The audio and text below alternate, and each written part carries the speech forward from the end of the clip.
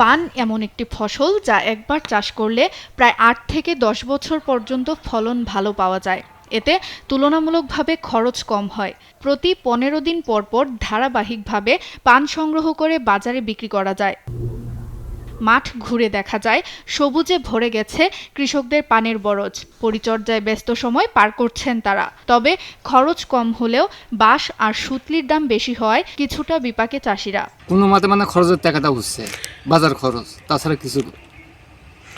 গত বছর মনে করো পান ১৪০ টাকা ১৫০ টাকা পর্যন্ত আসছিল। এই বছরে তুলনায় যদি গত বছরে এরকম বাজার থাকে তো বর ভাঙতে হবে।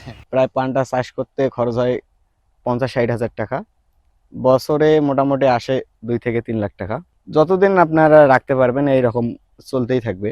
এদিকে সঠিক পরিচর্যা ও আধুনিক পদ্ধতি ব্যবহার করলে ফলন আরও বাড়ানো সম্ভব বলে জানিয়েছে উপজেলা কৃষি বিভাগ। তো আমরা আশা করি পান চাষীদের সাথে আমাদের সার্বক্ষণিক যোগাযোগ রয়েছে এবং বিভিন্ন বিষয়ে আমরা পরামর্শ দিয়ে যাচ্ছি। আমাদের উপজেলা পর্যায়ে যে প্রশিক্ষণগুলো হচ্ছে এগুলাতেও কিন্তু আমরা পানের বিষয়ে আমরা প্রশিক্ষণ দিয়ে থাকি।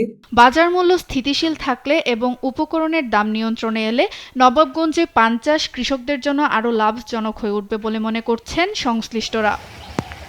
সুপ্রিয়া তৃষা, নিউজ ডেস্ক, দেশ টিভি।